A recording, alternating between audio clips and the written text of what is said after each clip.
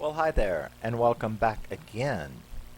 If you're new here, my name is Rusty, and this is me channel where I talk about me favorite movies, mostly horror, and me favorite music, mostly metal. And welcome back to day 2 of my Brian De Palma festival. Brian De Palma is my third favorite director of all time, underneath John Carpenter and Wes Craven. And so, yeah, we're going to move on to day 2 with Dressed to Kill.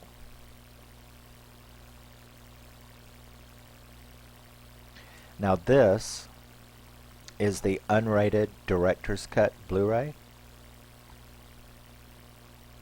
of Dressed to Kill. Dressed to Kill was released in 1980, and it stars Michael Caine, Angie Dickinson, Nancy Allen, who was Chris and Carrie, and she will continue to be in De Palma movies. It's got Dennis Franz, who is also a very frequent star in De Palma movies. I know he's in Body Double and Blowout. So yeah, he's been in several of them. And is that all? Was there somebody else? Oh, Stuart Gordon. Stuart Gordon plays Angie Dickinson's son. Who is Stuart Gordon?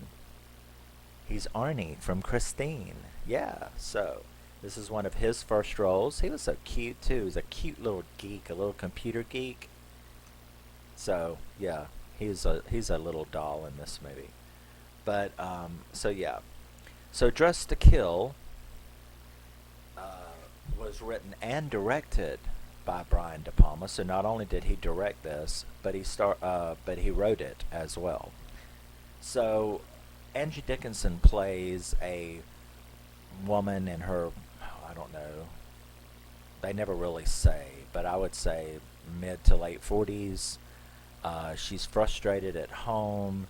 She is very sexually frustrated. She's not happy with her life. She adores her son, though, and her son adores her. But, yeah, so she sees a therapist, Dr. Elliot, played by Michael Caine. And after a wham bam thank you ma'am morning nooner or whatever, she's upset. She goes to her therapist appointment, and she has a little tete-a-tete with him about it, and he's like, well, they work it out, and she goes on to the museum, which was supposed to be a date with her son, but he kind of crapped out because he stayed up all night working on an analog computer program. So she let him off the hook, and we have probably one of the most intense De Palma scenes. There's pretty much, 10, maybe 15 minutes without one single word of dialogue. Everything is done with gestures, facial expressions, movement shots as she hangs around the museum looking at the paintings. She, though, sees this cute guy to her, or that she finds attractive, and they do this little cat and mouse through the museum. He's kind of after her, but then he gives up, and she goes looking for him. So there's this really intense, sexually charged scene. She finally gives up and goes outside and sees him holding her glove that she had dropped out of the taxi. They end up having a naughty encounter in the back seat of the taxi on the way to his apartment, where she basically ends up spending the night with him in a one-night stand affair type thing. Really reminiscent of Looking for Mr. Goodbar is what this little scene reminded me of, which is an outstanding movie if you've never seen Looking for Mr. Goodbar. But she definitely gave Diane Keaton a run for her money as far as that goes. So um, she gets up, you know, and he's asleep. So she leaves him this sexy note, but then she don't like it, so she writes him another one. And as she's doing that, she sees some papers laying over there, and she picks them up, and it's like, please, you need to come into the doctor because you have been very possibly infected with an STD. So she's like, well, did I just deserve that or what? So, there was definitely a little, was that punishment or something? This isn't 1950, with the movie code where it was like, because if you've ever wondered about classic movies made after 1936, the Hays Code was that anyone who engaged in what they called inappropriate behavior, gay, women cheating on their husbands, women being mouthy, women being liberated, well, just everything that you can imagine. Um, the Hays Code made them have to punish them in the movie, like Betty Davis and you know um, the movie she was with. Oh my God, I can't believe I just forgot that. But they made them do that, like Barbara Stanwyck in Double Indemnity. If you did a bad thing, you had to be punished. You couldn't get away with anything. So I was like, oh my God, Angie Dickinson, she didn't like really do anything. Kate was her name. It's like she didn't really do anything. She just, I mean, yes, it was naughty, but her husband does treat her like a piece of meat. So she went out and got like a really good sexual experience, and she opens up the cabinet, the drawer of his desk, and finds like, you need to come in to get tested because you probably got an STD. And it's like, well, that was rude. How Hays Code of you, you know.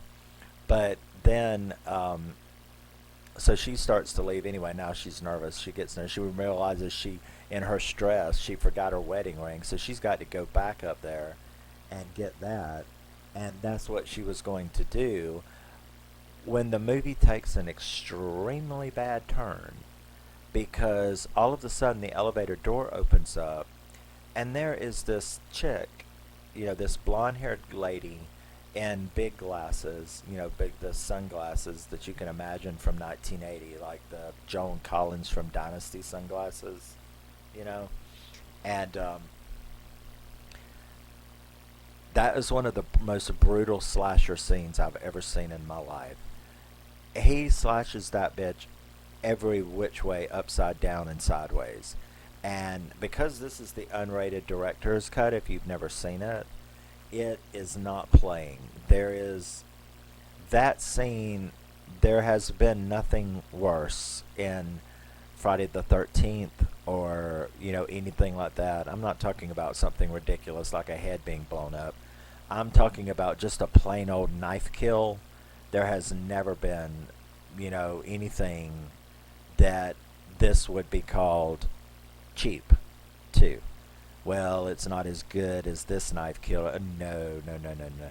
She gets slashed up with a straight razor, and that had to hurt. But they showed so much more in the unrated director's cut than they did in the rated R version.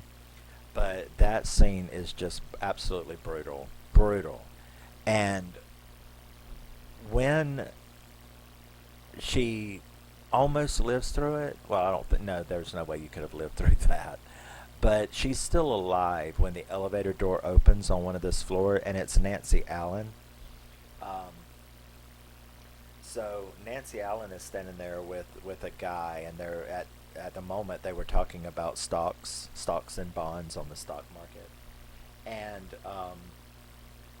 so there Angie Dickinson is on the floor of the elevator, and the guy, when he sees it, he like takes off like that, leaving Nancy Allen to go, hey, where are you running? And then she sees Angie Dickinson sitting at Kate on the floor, and she's like, what the fuck is that? blood everywhere. This woman is sitting there all, slashed up.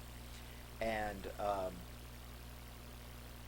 so Liz happens to, right as the elevator door starts closing, because she starts reaching out to help her. So it's a fantastic scene. She starts reaching out to help her um, when the glint of the straight razor catches her eyes, and she looks up into the mirror in the elevator and sees behind the door right there this woman, and the woman, the door starts closing on the woman's arm, and she drops the straight razor, and Liz grabs it, and the door closes, and she goes running down the stairs. Well, first she turns around, and the maid is like watching her and starts screaming, and she's like, no, no, no, no, not me. Call the police, please. So she ends up running down the stairs because the maid like runs into the nearest room. So she runs down the stairs, and Angie Dickinson's arm is hanging out the elevator with it doing the door is slamming up against it. It was like, what the fuck? So Liz, of course, is taken in, and this is where Dennis Franz is. He's the detective. So he's there questioning her, and we discover at this point that although Liz is very intelligent, very put together, she's sort of like Barbara Streisand and Nuts. She's that kind of hooker, but she's a hooker. But she's the Barbara Streisand and Nuts kind of hooker, whatever they call them. The very, very high end call girls that celebrities and stockbrokers and stuff like that. No $20 BJ's on the side road for these girls. They're like $500, $1,000, and this was 1980. I think there's some conversations in which you hear Liz talking about her prices with her agency, and yeah, she's getting at minimum $500. So she's definitely, and she's like all into the stock market, and she's got a beautiful condo.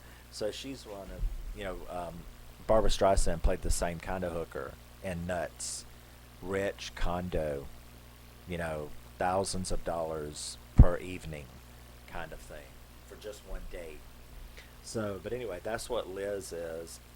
And the guy's like, you know, I don't know if I believe this woman in the elevator thing. I mean, after all, you're the one with the straight razor with the.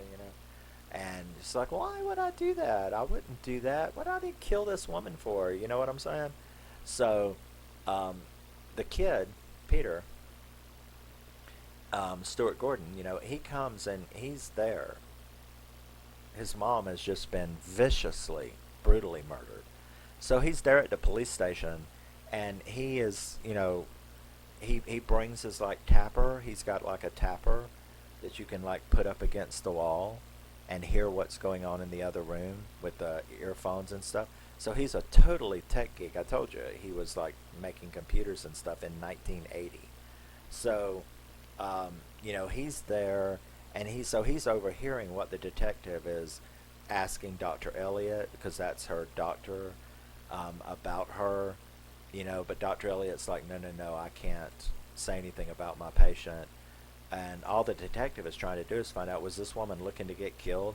Then, of course, you have her, Liz, looking through mugshots, and that's when Peter learns that this is the woman that witnessed his mother's death, and also saw the killer in the window. So he, of course, has got an interest in her.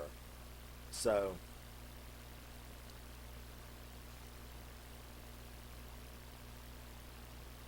now we have when Dr. Elliot gets back to his office, he gets a phone call, and on this phone call, it's this woman, and this woman is telling him that, hey, doctor, I made a boo-boo. I cut up one of your patients, and I'm going to continue to do it if you don't do what I want. Now, what she wanted was, it turns out that Bobby is a transgendered person who only has one more step to go, and that's the surgery. And because Dr. Elliot hasn't signed off on the surgery yet, she's went to another doctor and gotten another doctor to agree to do the surgery or to sign off on the surgery with Dr. Elliot's approval. So you better not screw it up, or I'll be killing more of your patients. So, and on top of that, if you'll go and check your property, the straight razor that I used to kill your patient is yours. So she's basically blackmailing him to sign off on the surgery, or she will cause him more problems. So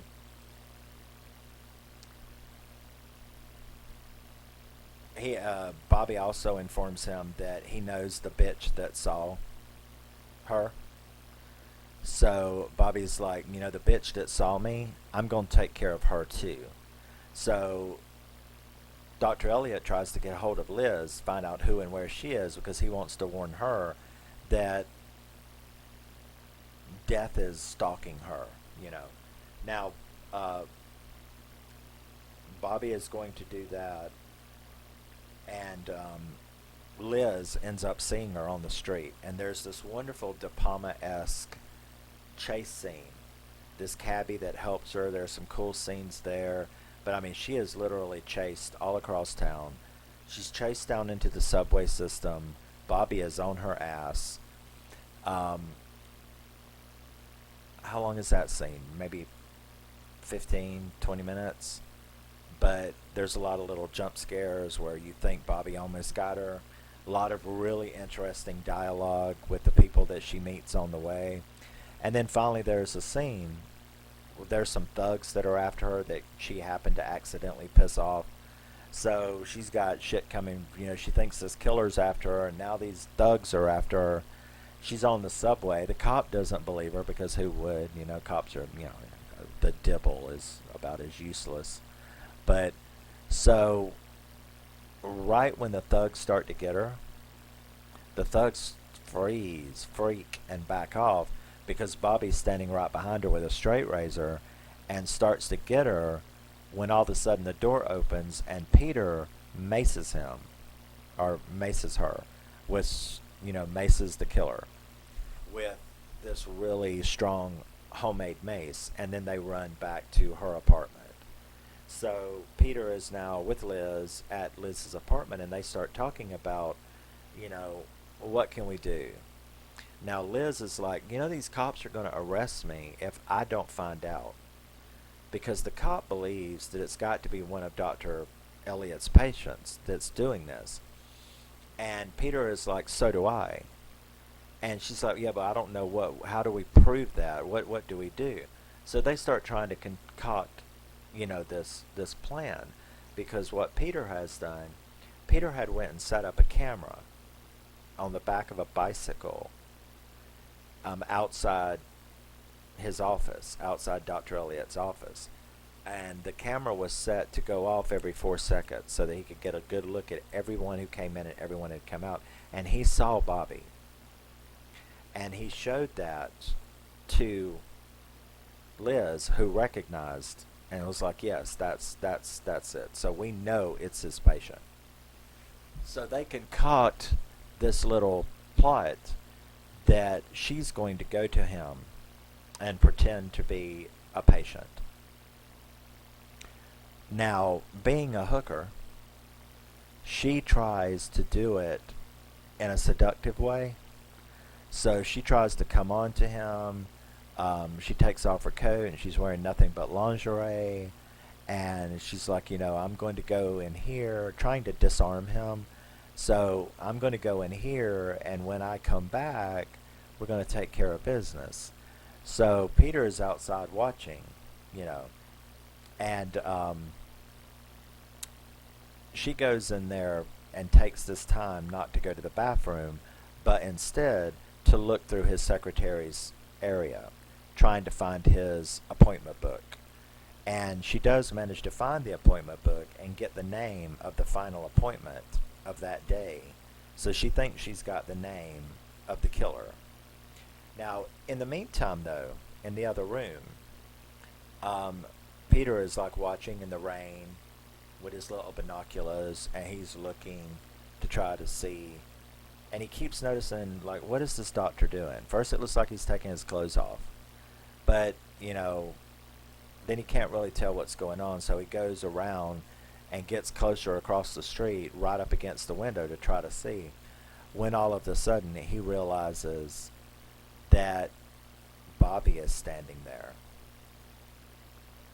And about that time, Liz, who has done her job, comes back into the room, and I guess she's going to, do the deed to make it all look legit. And she can't find the doctor, and the lights are off, and it's like, where are you? And all of a sudden, she sees Peter banging on the window, saying, behind you, behind you. And she turns around, and it's Bobby with the straight razor, and and goes, to kill her. When all of a sudden, something pops up behind Peter and fires several shots through the window and hits the doctor, or hits Bobby, whom we find out, I just gave it away, didn't I? So the lights come on, and it turns out that Bobby is Dr. Elliot. So Kate's doctor this whole time was the one who butchered her in that elevator, and was Bobby. So it was sort of a split personality thing going on. So, now we get to the detective place where, to the Nick, the police station. American words, Rusty. But so we get to the Nick, and then the doctor, that Dr. Levi, Bobby's other doctor, has come in to explain to them what's going on. Turns out that Bobby was Dr. Elliot the whole time, but that it had caused some kind of split in him, and although part of him was Bobby, the other part wanted to still be Dr. Elliot. So whenever Dr. Elliot had masculine feelings, such as being turned on by a woman, and that's what Kate had done to him, you see, and that's what Liz had done to him. So when he got turned on, it would trigger Bobby to take over.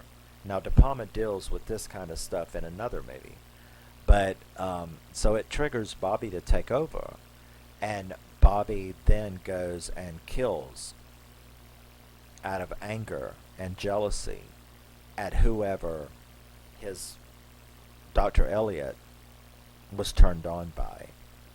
And bim bam boom, that's it.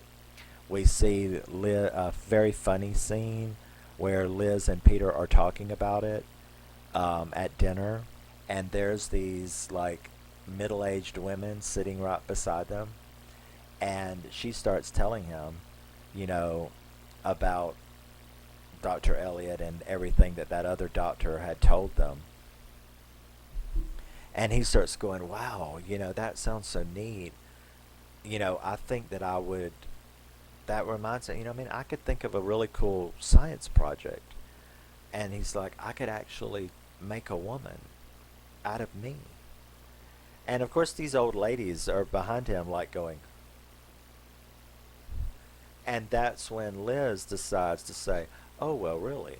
Well, here's what's going to happen. And she like goes through what a transgender person has to go through, a male to female transgender person. The hormones, all the surgeries and stuff. And then she gets to that surgery, and she just like really graphically describes it. And this poor woman is sitting behind Peter listening to this, and so you're seeing her this whole time over Peter's shoulder as she's hearing the graphic details of a penectomy, and that poor woman is just about to faint. And the other women are like, going, "Are you all right? Why aren't you eating?" It's like, that was really funny. And then we then see um, Dr. Elliot in the mental institution. I think he's in Bellevue, yeah. So then we get to see Dr. Elliot's in Bellevue, and this nurse has come up and is, helping him. He's asleep, or you think he's asleep, and then he attacks the nurse and kills her, and removes all of her clothing to put on, obviously, and it goes, and there's this really cool slasher tense scene where he is in Liz's house and stalking her in the shower, and she, right as she starts to get out, she sees the nurse's shoes over there in the corner by the door. So she thinks this whole time, how do I get out of here? That bastard's out. And there he is, he's going to get me. And so you have this really tense, while she tries to figure out how to get her. When she finally does get out, though, she looks down, and the shoes are empty, which means, yeah, Bobby was standing there, but is not there anymore. And then all of a sudden, you get this jump scare where she's grabbed from behind and her throat gets slit pretty graphically, and then she starts screaming from the dream, just like Sue and Carrie. So this movie ends pretty much exactly like Carrie ended, with this sudden ending jump scream, or jump scare, and then the movie ends. So yes, this is a definite 9 out of 10 to me. I absolutely love Angie Dickinson in Dress to Kill, Nancy Allen, Michael Caine, all of them. Fantastic movie. If you haven't seen it, you really should, especially the unrated director's cut, which is a little bit more violently gory than the R-rated version. So yeah, thank you again for joining my second day of my De Palma festival, and I will see you in the third, which will be John Travolta and Nancy Allen again in Blowout. So I will see you in that one. Love you, miss you. Bye. Always remember and never forget, you're a wonderful and very, very special person. If nobody loves you, I do, and I don't even know you. So you're cool. You'll diddle. It'll be alright. See you in the next one. Bye-bye.